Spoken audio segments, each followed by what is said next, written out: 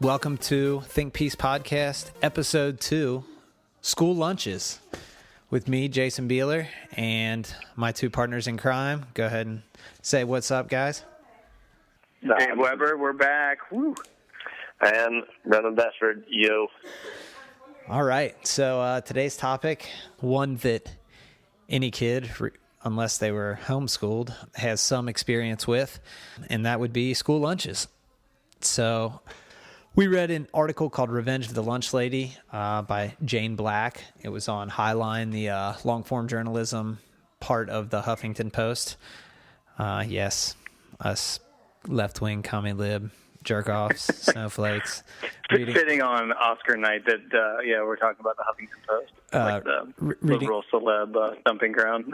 That's right. Right. Reading all the fake news on there. So, but I do like Highline. If you guys have ever read any of the other stuff on there, even though their takes on things tend to lean a little bit more left, it's in-depth looking into things as opposed to just like most of the fluff that's published on that site. So I thought this article was pretty awesome because America's always getting dinged for obesity, and working in the school system, I can honestly say that in 13 years, I have never eaten a school lunch from the cafeteria at Henry Clay High School. So, really? Yeah. I was going to ask if what your experience was. Well, let's kind of start off with that since the topic is school lunches. What are your all's memories of like St. Agnes and Cov Cath? I have pretty fond memories of. I pretty much always ate school lunches. What about you guys? Likewise, yeah. Almost every day, right? Was school lunch for better and a lot of times worse. But, I don't know. I wouldn't say it's fond memories necessarily, but nothing too super good. The exception of a couple menu items here and there. I guess I say fond memories because, like, there's still certain dishes that I crave from time to time. Like, I would eat a taco boat right now. From Cov Cath. Absolutely. I guess more, I thought we had a pretty decent high school lunch. I think that when we get into this a little bit more, we'll probably figure out that it wasn't nearly as healthy, but it was good. It was edible. Dave, what are your memories? Yeah, I was in the same boat.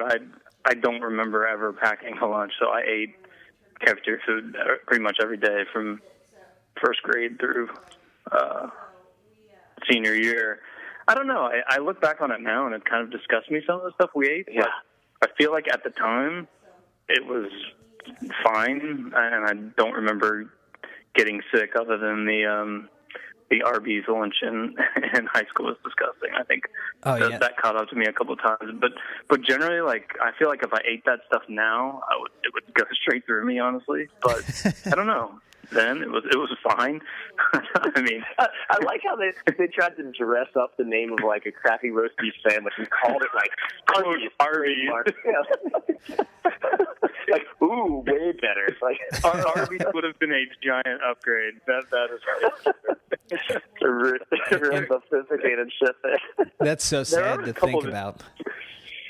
The only thing there's a couple from Agnes. Go ahead. No. I was just going to say it's so sad to think about because I just associate Arby's with like old people and having to run to the bathroom. Yeah.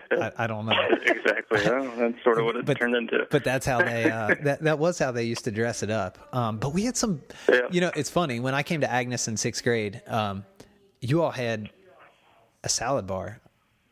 I don't know when that was implemented, but we didn't have that at Pius at the time and with the school that I was coming from. But it always struck me as, wow, this is really cool. I have the option to eat healthy if I want to. And I will say that I exercised the salad bar option probably once or twice a week. I did too. But we had I never fucking did, man. I didn't want a salad when I was 10 years old. That's probably the worst thing.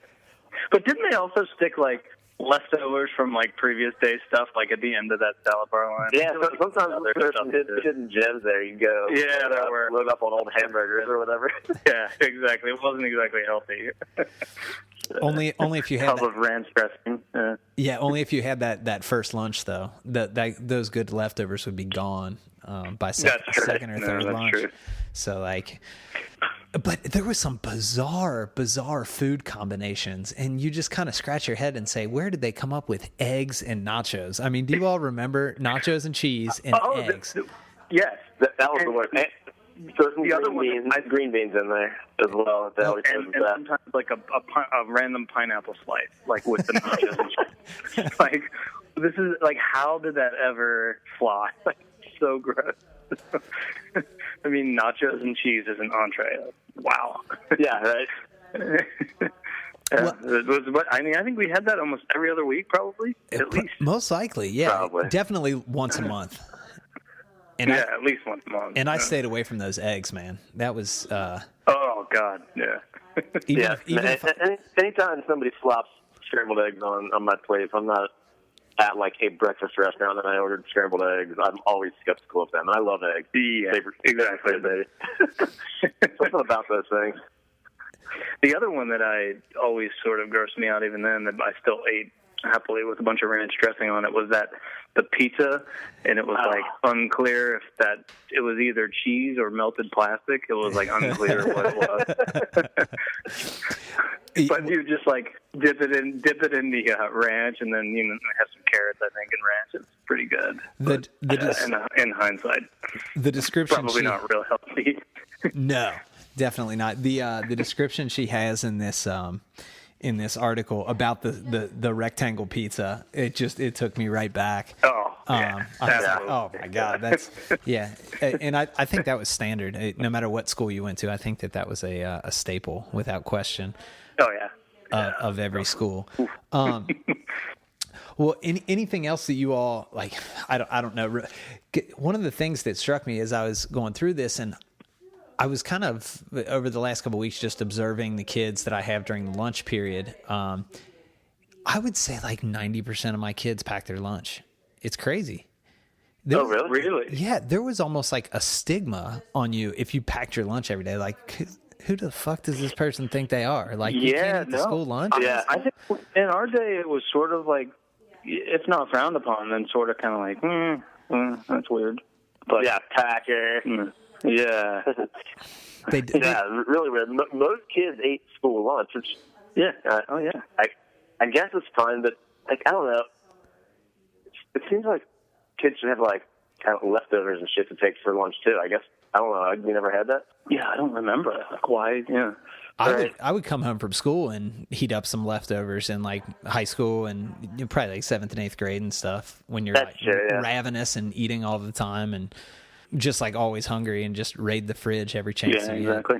But yeah, I mean, it just sort of hit me as I was like, when they were talking about the numbers of kids that did and didn't eat the lunch, regardless of whether the lunch was free or they were part of a meal program, just the fact that many or that few kids were eating school lunch and then I started to look around and then I asked myself, why have you never eaten the school lunch at Henry Clay? It's only, and I looked this stuff up, to eat lunch at Henry Clay, it is, let me guess actually. This will be a fun little game. Yeah, go for it.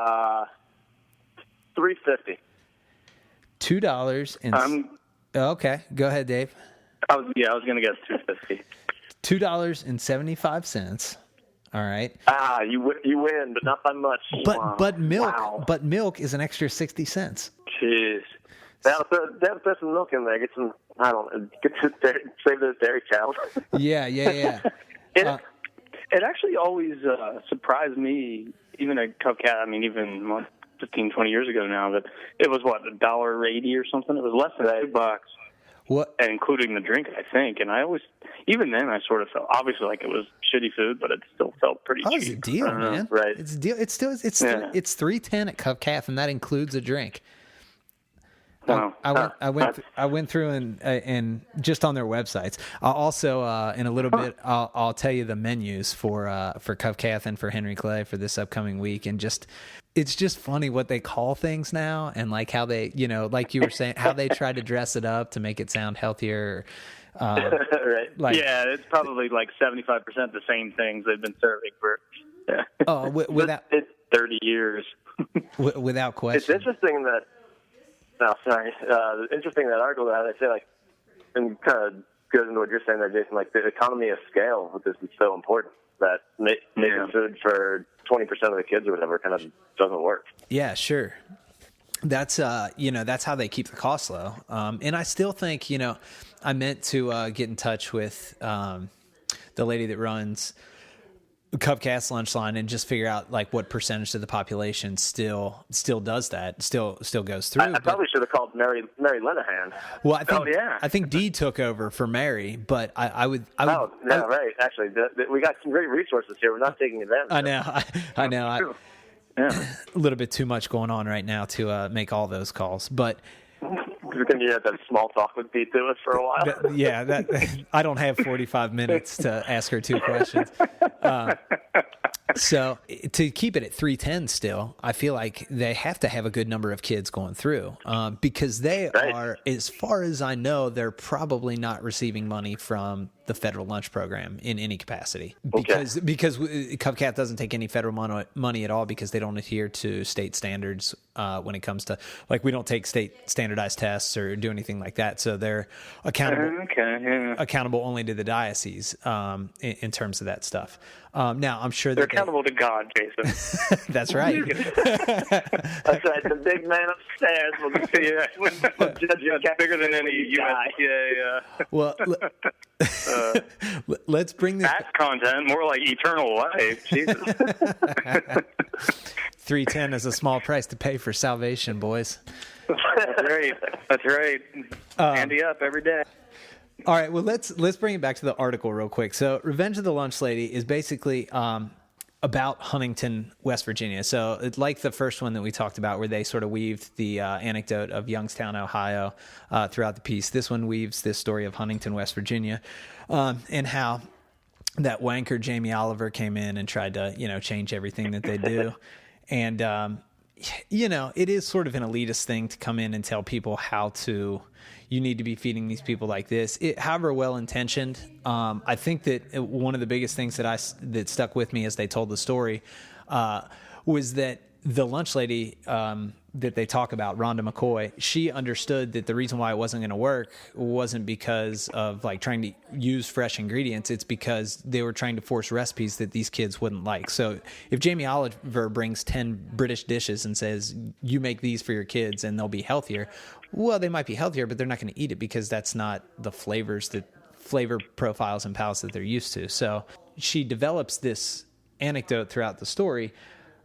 She gets into some really interesting things, which are the National School Lunch Program and the CEP, which I wrote it down somewhere what it stands for. But it's another school lunch program where basically the entire school eats for free, not just the kids whose parents meet the income criteria. So 40% or more of the school hits that criteria. They just give everybody free lunch. And, as they develop the story of Rhonda McCoy and how she's made this work, fresher food, which was really the push of Oliver's thing, is that you need to use less processed food, more fresh food, and try to help them eat more fruits and vegetables and eat healthier and work this stuff into the school lunch program. It wasn't necessarily like you have to give up everything. It was just that you need to work in more fresh, which she does and is able to do. A couple ways she's able to do this is through spending money in different ways and writing grants so that she's got an operating kitchen. And that's something we'll come back to before, is that most of these school lunchrooms are really just a place where they nuke food. I mean, they heat up frozen food. It's not really a kitchen. And I think that brings something new to the table, a new dynamic that can get kids involved. It doesn't really talk about this, but we'll bring that up later. It's also got a little bit of history in here. I don't know. I posted a couple things on our website, a Mental Floss article that went through like the history of school lunches, why they exist, and like why they wanted a national school lunch program to begin with. Did you guys have a chance to take a look at that at all, by any chance? I didn't see that, but was it sort of? It was referenced in this article about during the war. Yeah, basically trying to beef up people so that they could go fight. Right. Exactly. Have some good hardy fighters to go fight. Yeah, like everything, like it's not surprising that there's sort of a cynical reason why things started, but it's still sort of shocking to read it. Like, oh, geez, wow. Well, it's funny. Everything up until we wanted them to start eating healthy was a Republican initiative. Like every one of the things, like policy things that they had in here. But yeah, I'll bring some of that stuff up later. Did I miss anything about the gist of the article? It's basically saying that we need to, in some way or another, revamp the way that that we feed kids, because a lot of kids depend on this for 1, maybe even 2 meals a day. So we need to revamp it unless we wanted to keep up with this obesity epidemic that we've created.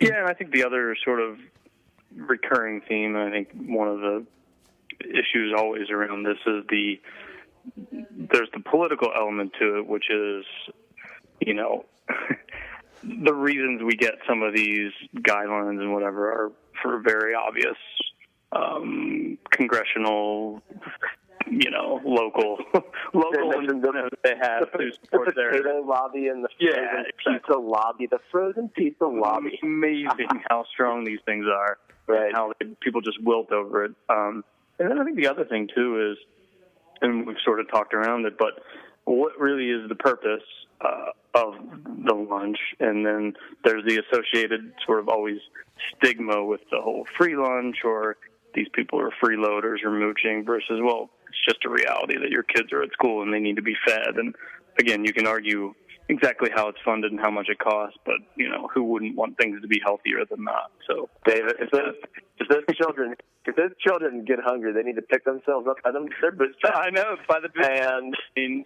how will they ever learn? I know. No, but we joke about it, but I think this is the absolute argument that people make, and I know my mom's made this too, and she's struggled with this through the years because she's seen some really, really shitty parents that show no sense of responsibility, and then their kids are put in this position where they come to school hungry, they never have anything, and the parents just say, you guys fix it. And it's like, part of you wants to say, absolutely, it's not your kid's fault. Let's make sure they're healthy and have food so they can learn and develop. But the other part of it is like, bullshit. You know, screw you, do something to help your kids. So, I mean, I understand both sides of the argument, but I think that is what the whole thing's sort of up against politically anyway. It's obviously a loaded topic. Yeah, it is. But I mean, I don't know, like, you should be able to feed the kids and not make them scapegoats for crappy parents.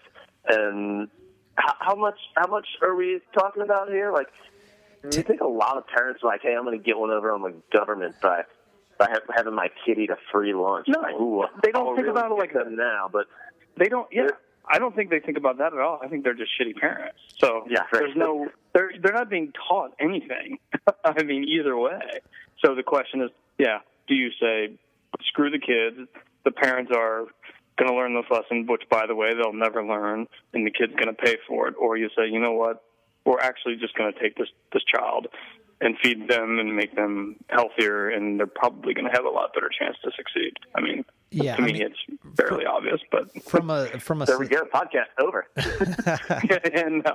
No, but that doesn't solve the money by how much you spend and what what you feed. But I think what you're hitting on is the ethical question. Like, you know, basically, should we feed these kids or not? Do we have an obligation to? And I think that my biggest thing is that if we want productive members of society, then yes, we have an absolute obligation, because there's no way that these kids are going to be able to break the cycle of poverty if they are starving. Like if all you can think about, you know, your survival instinct kicks in, like if all you can think about is how hungry you are, there's no way that you're paying attention to math or science or whatever it is.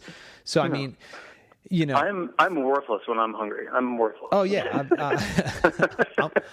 I mean, I'm pretty close to worthless. Well said. So True. Yeah. I think, I don't know. I think we can say without any, limit or certainty that, we certainly should be feeding these kids and keeping them healthy and able to mentally and physically make it through a day. So I think we're all in agreement there, right? Oh, yeah. No, absolutely. I just brought it up. I think that's a very real issue that has held some of the stuff back because half the country does not feel that way. I think the perception that that's a big problem might have something to do with it. I don't have any numbers to back this up, but like how much free lunch is getting to these freeloaders? I bet it's and of course in the grand scheme of things. I do like how in this article they're like CEP has been embraced in impoverished areas like North Dakota, Kentucky, Tennessee, and West Virginia. They sound like places that might vote for people who are going to kill the exact program their children standing up. But here, kind of like the ACA, right? Here's the crazy catch-22 of all of it, though, is that they'll never, I don't think, completely kill the National School Lunch Program. And here's the two reasons. Number one, eventually somebody is going to say we still need well-fed, able-bodied kids, and rich kids aren't going to go and fight for the country, so we still need these kids to be well-fed. The second thing is that, that's that first cynical reason. Second cynical reason is this is a $10 billion a year industry. So those lobbies that we were talking about are not just going to roll over and say, well, that's cutting that by 20%. If those kids are all getting their meals paid for and now all of a sudden they're not, that's $2 billion that seeps out of that industry. So we already know how powerful the frozen pizza lobby is. Yeah, who knew? Yeah. So I don't think that we'll see that, but yeah, it's definitely a fine-edged sword. And the idea that kids are freeloading, that Paul Ryan quote, it by the way, is misquoted, but the spirit of the quote is correct. I mean, that is not exactly what he said, because I looked it up. I was like, did he really say this? But the spirit of the quote is 100% correct. And that is that basically if you're given something all your life, that he said they'll have full stomachs and empty souls. That was a misquote. But the idea was basically that they will never learn to respect anything, and that also that there's a stigma that comes with taking something for free, and most of these kids wouldn't want to take this free lunch. If I'm starving, I'm going to take the free lunch. I don't give a shit about there is no pride when you're starving. Well, the funniest part about people like him is if you look at his story, his dad died when he was young, and he got a bunch of government money to help him go through college and to become educated and become the person he is. But for some reason they don't see it that way because he was always going to be ambitious. Yeah, exactly. But I was always going to be, motivated. But you got help, and there's nothing wrong with that because you needed it. And we're all, I would say we're all better off for it. Maybe you could argue that we're not, but the point is that's why this assistance is there for people who need it for some period of time, and it makes them become better people. That's the point, and you used it in your own life, and now to say, to spend a career it's going to change people. Yeah, and to say that it diminishes people or changes their motivation, I think that's just obviously not true. I mean, anyway, that's a whole other topic, but I mean, I think that's pretty relevant for this too, though. It's just head scratching, really. Yeah, absolutely. So let's go to the history of school lunches, and this is dating back to turn of the 20th century. So for the first about 20 years of the 20th century, it was all about women, mostly mothers, providing school lunches for kids. They said, at first they would send kids home, specifically in rural areas. They would send kids home. Sometimes like a school mother would, cook a pot of stew or something like that for those small one-room schoolhouses. But in the urban areas, a lot of times what would happen is mothers would come in and they would cook. They would volunteer their time. And then they integrated it as older kids, specifically like in a home ec class. And I'm talking about like the 1920s, females would then come in and cook, and then they would serve the kids as part of their school for the day. They would learn their home ec stuff by cooking lunch for everybody. And then we get into the Depression, and here is where the government starts to step in. This says, and again, this is from a Mental Floss article.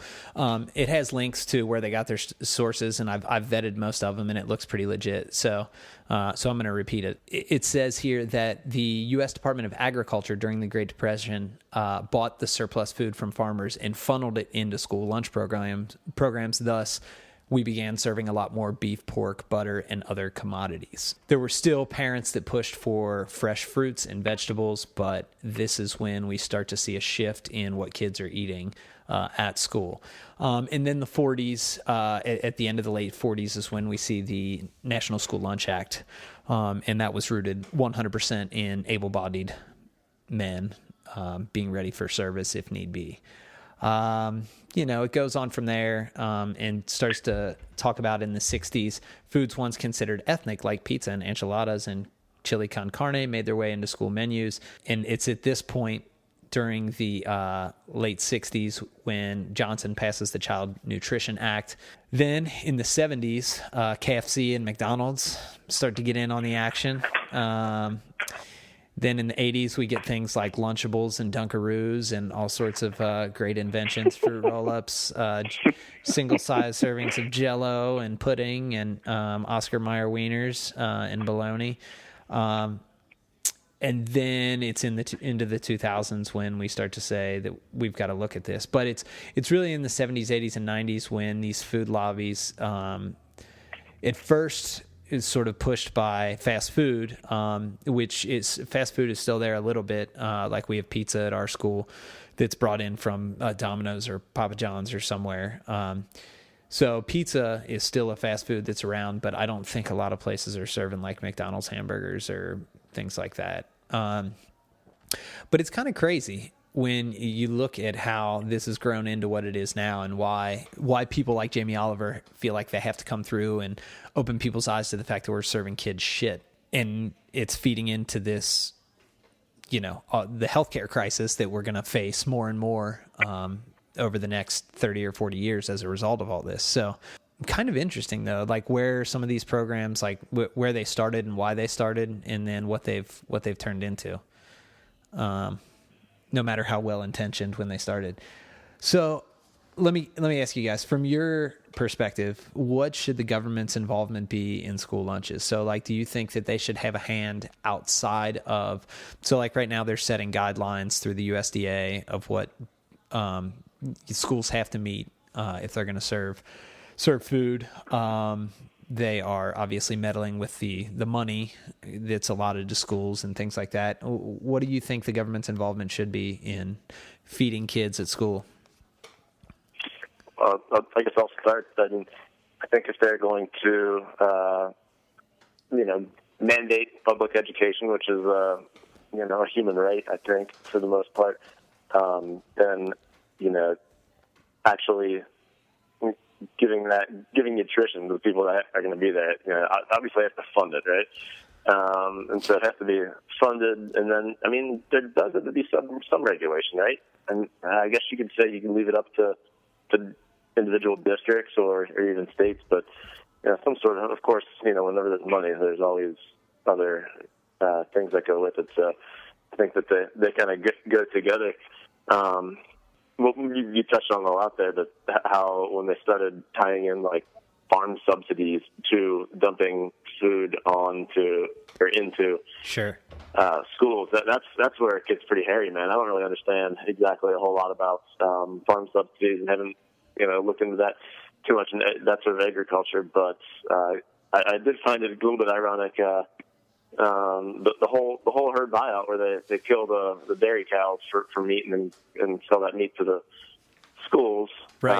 That started in 1986. It's like probably the same as the first time I set foot in the cafeteria and got some of those whole herd buyback little milk cows there on my hamburgers. So it is interesting how it did kind of change throughout our entire school career. Yeah, definitely. Yeah, I think you bring up a good point. So why in the world does the USDA have anything to do with this?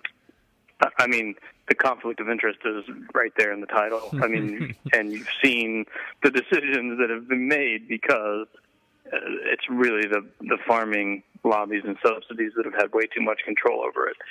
So, but I think in principle, I think I agree with where you were going, Brennan, is obviously there should be some funding and therefore some control. But as I read the article and thought more about it, this does strike me as one area where I don't necessarily think that sort of one size fits all. It does seem that you need, and again, this becomes difficult because then you're relying on, again, people like the woman in the article who are passionate about it and are knowledgeable about it and care enough to sort of drive it at a local level. But it seems to me the best success you will have is sort of tailoring it to the region or the school district and that sort of thing. Now, clearly there's some sort of general guidelines on nutrition and that sort of thing, but I think the minute you prescribe exactly what it needs to be, I think you're probably already lost.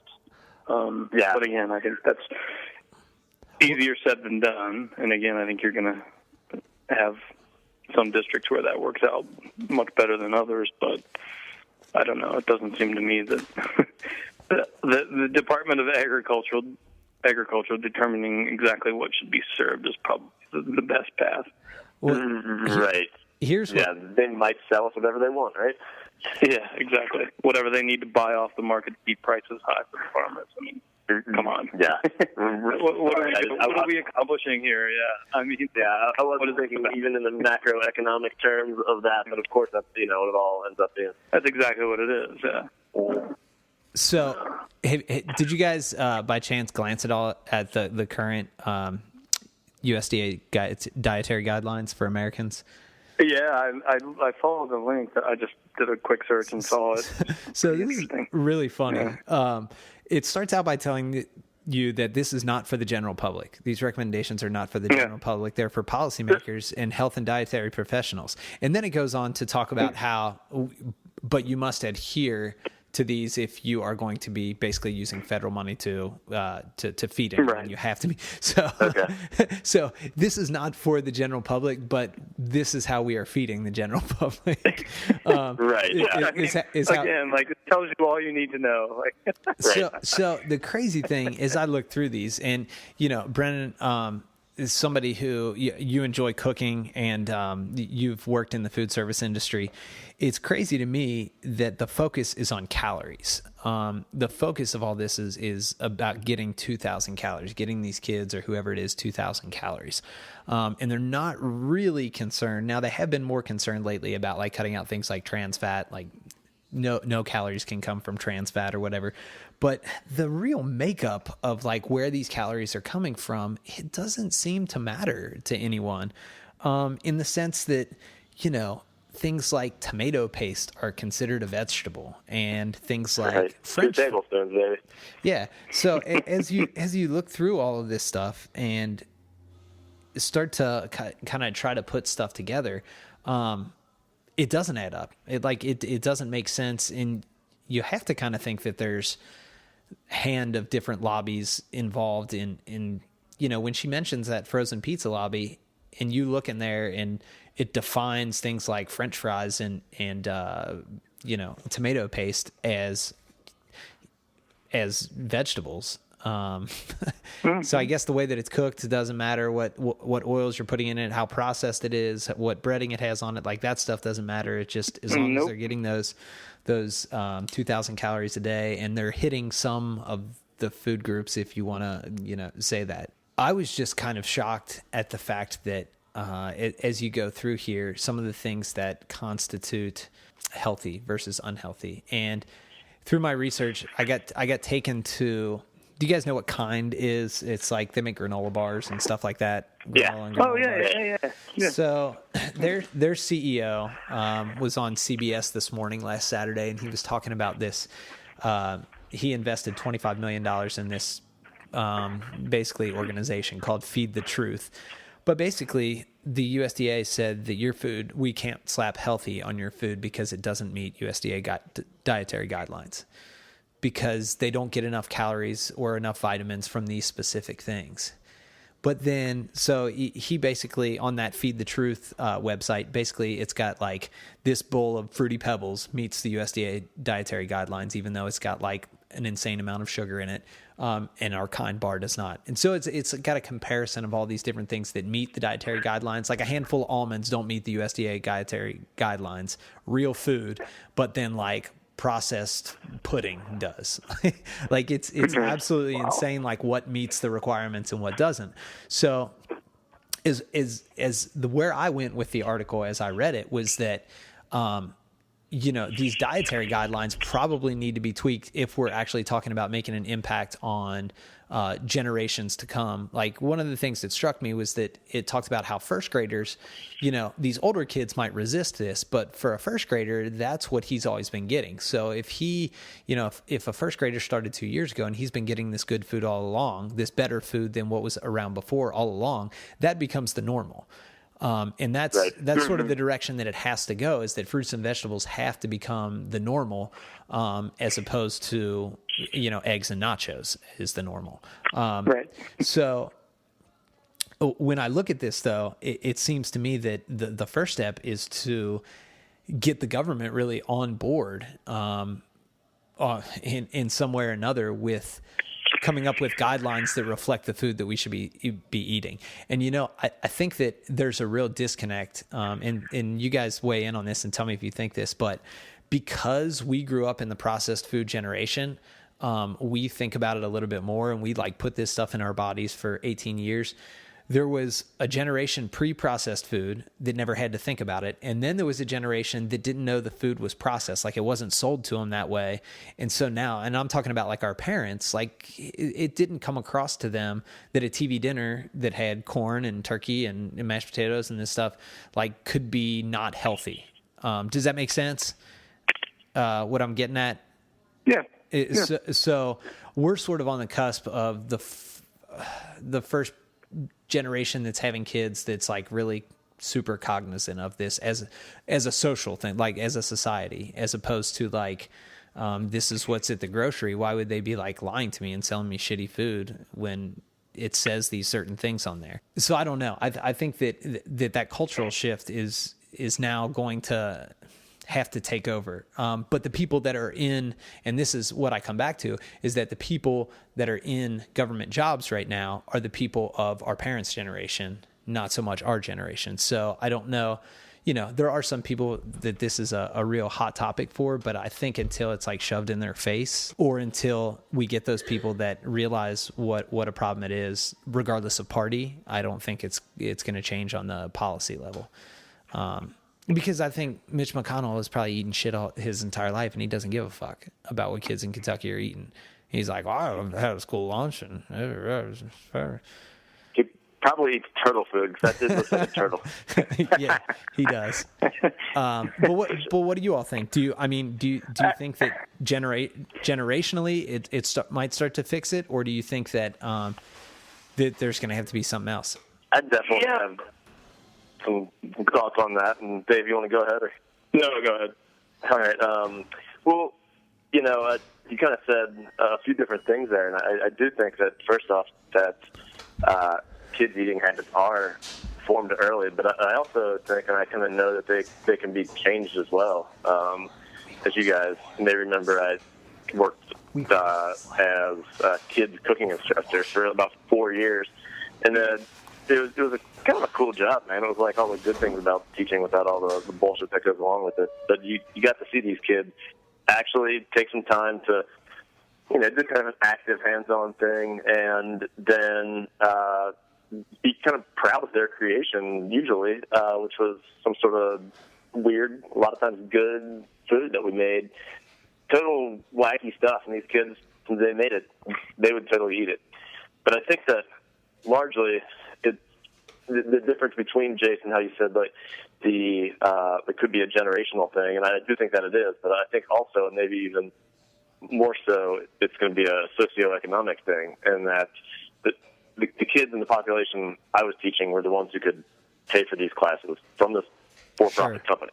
Very good company, and does a lot of great stuff, but I was going to nice schools and working with the kids who could pay for these extracurricular classes, which weren't super cheap. And so those are the people who are going to care, and who I think may help push some of this, and maybe push it in and through the legislature as well. But I think that if you're poor, you can't afford to care. But on the other hand, you can't afford not to, really. But I don't think a lot of people realize that. But the nutrition, unfortunately, is low on the list of things that a lot of people are concerned about, and maybe that's not straight priorities. But I think that's going to be the real dividing line there, as far as who's on board with that sort of movement and who's not. That's I think awesome there's a lot of things going on here. I think you raised a really good point about the socioeconomics of it. I mean, we're talking about essentially one meal a day, maybe two if you count breakfast at schools. But the reality is a lot of, obviously, people's eating habits and the majority of what they eat is outside of school. And you're absolutely right. I mean, if you go anywhere in a poor neighborhood, go to the grocery store, go see what they eat. I mean, you can see what they fill up their cart with. It's very, very cheap calories. And how can you blame them? I mean, you have a choice. You have so much money, you can either get stuff that's terrible for you but satisfies you and gets you through the day. Yeah, and calorie dense, like Jason was saying. Yeah, or you buy healthier stuff that's better for you, but it's not enough. It's too expensive. So you can completely understand why people develop those habits and those tastes. And then I think so that becomes more challenging to convince people to move beyond that, because one, they're not used to the flavors and the taste of things that are, quote, healthier, and they can't necessarily have that in the rest of their day either. So I think that's a challenge. But I think there's some other things too, Jason, back to your question of, why have these things not evolved to the point where we sit here and say, well, gee, we know enough about, health and nutrition that shouldn't it be obvious? And in some ways I agree, and I think some of the things we talked about are still holding us back.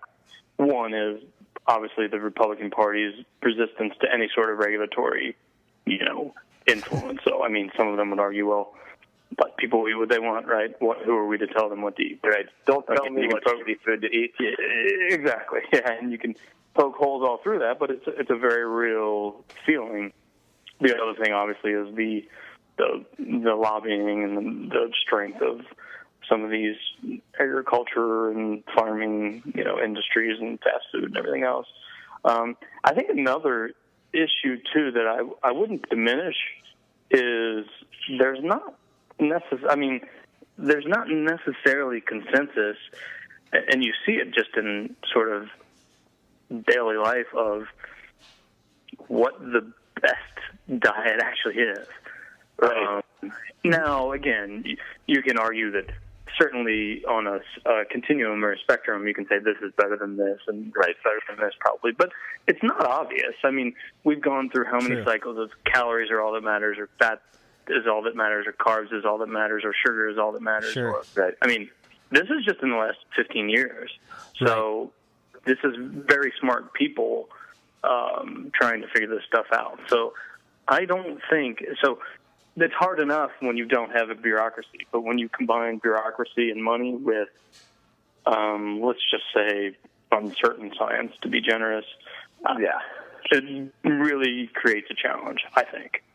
I wouldn't underestimate that part of it. That's a really good point. It seems like, these USDA guidelines, they reprint them every 5 years, the ones that are out now, 2015 to 2020, and they contradict each other every time. And if they rewrote them every year, they'd contradict each other every year, absolutely, in some small way. Right. But one of the things that you said, though, and I think this is the important thing to hit on, and even to go back to the article, this is the important thing to look at, is that if you look at blue zones, which are like throughout the world, which are areas where people on average are living into their 90s and higher, and these are primarily agrarian societies. Okay, so they're eating whole foods, and they're, stuff that they've made themselves, that they've grown, that's minimally, if at all, processed. but they're eating real food. And, back to what Jamie Oliver and Rhonda McCoy, and I really think the movement in general needs to go to is we need to process less. It needs to be more real foods. And I don't think that any nutritionist or scientist would say, no, you need to have some processed in there. So, I mean, the idea is going back to real ingredients, which, and again, bringing this back to the article begs the question, okay, if we are going to make this change, then we have got to actually have kitchens and not just be a place where you reheat food, and get frozen stuff and just nuke it. So I think that, going back to, I think Brennan's experience is invaluable because even though those were upper class kids, you get to see that when they make something, they're excited about trying to eat it. And one of the things that and sometimes those upper class kids are the biggest assholes too. Case in point, the three of us. Right. Yeah. Even for a 6-year-old, they can be quite dicks. But you see them change, man. And then, maybe they go home and they give some thought to, not having the chicken nuggets or butter doodles or whatever every single night for dinner. That's the world. A lot of those kids, they get whatever they want, so they can. They establish almost equally unhealthy eating habits, I think, in some cases. So to piggyback on that, is there an applicable model that is in these places that, to use the trendy term, food deserts, areas, these lower income areas where if you don't have a car, you don't have access to fruits and vegetables that are fresh, stuff that's not processed, stuff that's not overpriced. And it is easier to walk around the corner to McDonald's or to buy bags of chips or whatever that might be. So it is easier in these places that they term food deserts to just go with what's not healthy. But what happens if what's going on in school is getting the kid involved in the process in some way? And so this is, I like the idea of school lunches being part of school, but I like even more the idea of the lunch process itself being part of school, like not just as a social environment or something like that, but when it talked about Rhonda McCoy, asking kids to bring in what they've grown. Well, in Appalachia, the poor kids are going to farm and do stuff like that. But it's not to say that you can't show a kid in 3rd grade how to plant a tomato plant and say, all right, you're in, plant it. Now, is it going to grow? Are they going to take care of it? Is it going to water it? Not all of them, no, but that's how you get, I think, again, going back to Brennan's experience, I think that's how you start to get people hooked in, like, wow, I can grow this at my house and eat it. Like, that's kind of crazy. The first time I had a garden, I was 28, and I was like, this is the greatest thing ever. Why have I not been doing this? Why did my parents not do this? My grandma did. She grew tomatoes and some other stuff, but she came from the Depression era. She came from an era where more people did that more often. It came from an era of victory gardens where the government was telling you to plant stuff because they needed, they're only going to ration you so much, so you want to grow your own food. Yeah, you're on your own, yeah. Exactly. So we're coming from a place of surplus in most areas, but a surplus of dense calories and bad processed stuff. So even though the consensus is not what is the specific diet, I think if we get kids involved with real food at some point early on, and they're hands-on with that real food, I think that would go a long way. And I'm glad that Brennan brought that up, because I think that going back to the article, that's where Rhonda started to see buy-in from these older kids, specifically the ones, and it started to change a mindset, not to build the mindset from the start, but to change a mindset that was there, that was sort of anti this new food that was being thrown at them. No, I agree. I think it's a very positive and relevant thing. I mean, you're going to school for all these different reasons, right?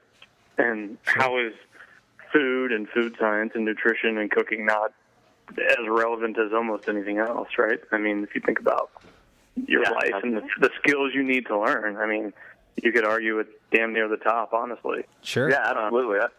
That's something that allowed me to sleep good at night when I was not making too much money doing that. I really did feel like that was relevant. And, absolutely.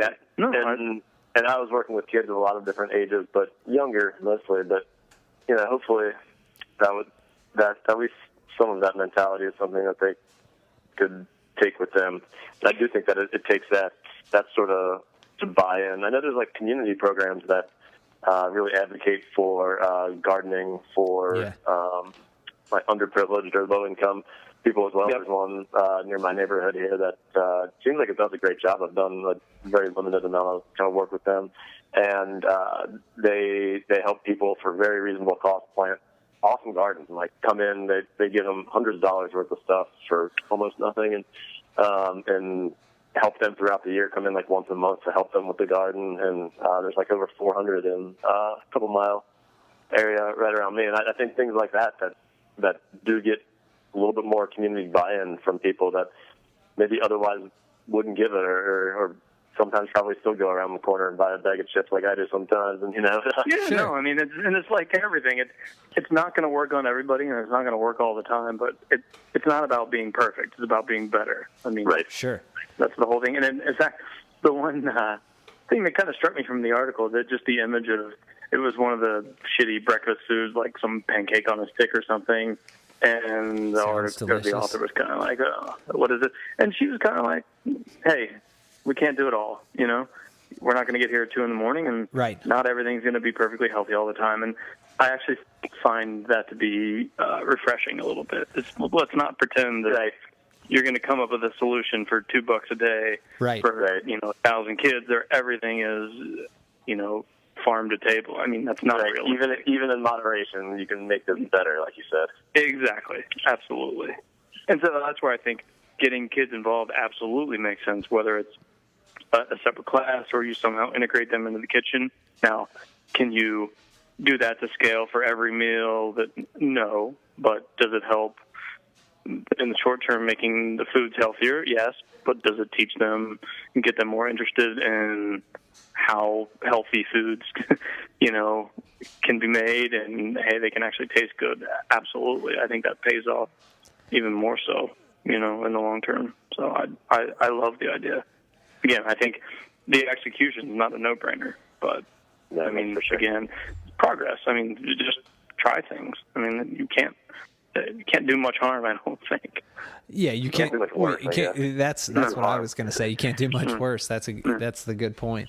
I think those baby steps are definitely, we're not trying to solve anything here. We're trying to think about these big ideas and try to figure out why that we're in the situation that we're in. Like, and if there is a clear, I think the clear path forward is those baby steps in all of these cases. And absolutely, tying back into our last podcast, if people are working less, this is one of the things that is fruitful, no pun intended, for the community.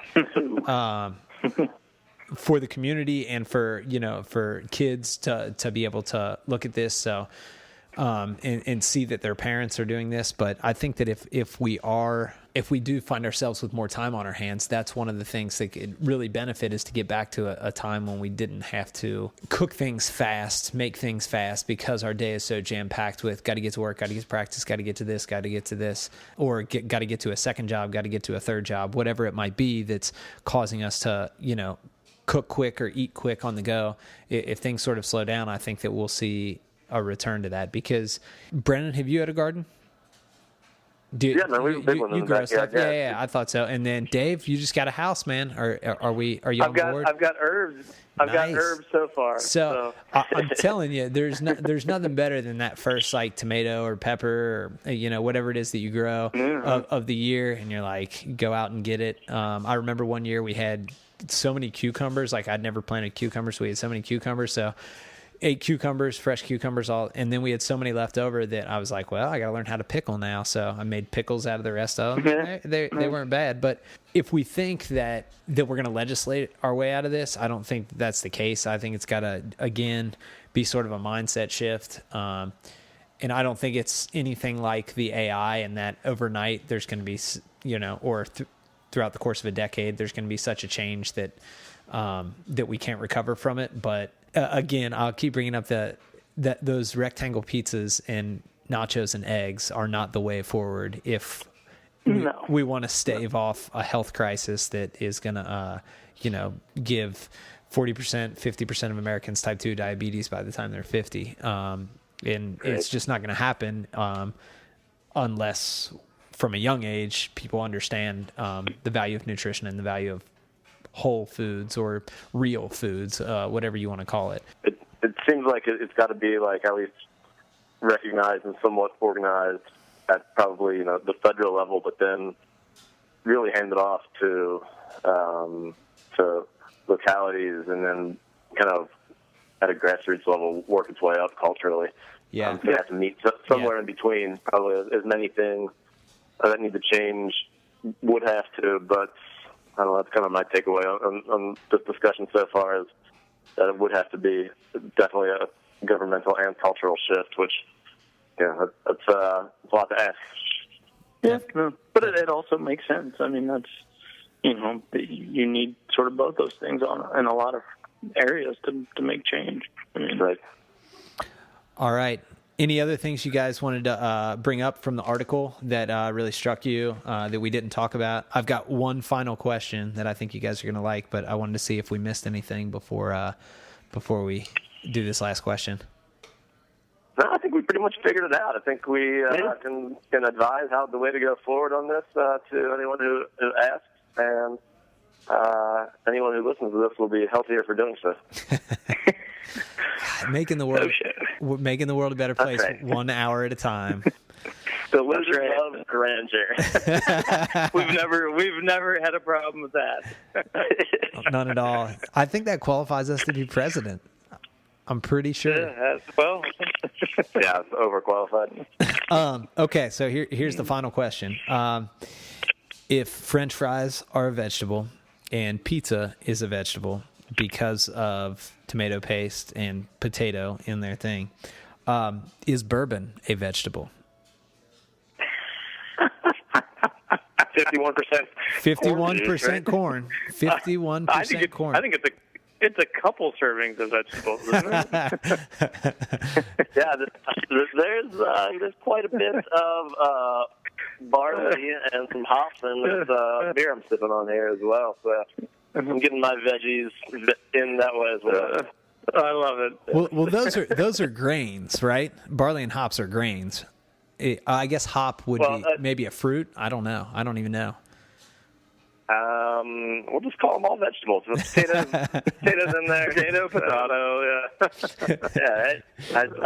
I don't think we should quibble about what the vegetable. I think we're nothing. Hey, we're nothing if not hypocrites, right? I mean, That's right. That's right. That's hilarious. All right, gentlemen. Well, I'm going to stop the podcast here, and we'll catch up with everybody again next time. And please feel free. Sounds good. I think there's the email's up and working on the website. I think it goes to my Yahoo account or something. Feel free to email us if there's a topic that you think that we should, or an interesting article.